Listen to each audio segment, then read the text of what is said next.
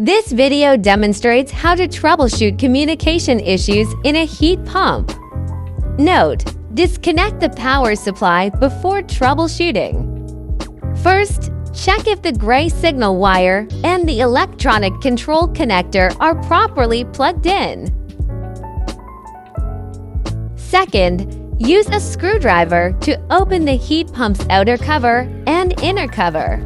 Then check if the gray signal wire connector is securely plugged into the heat pump main board.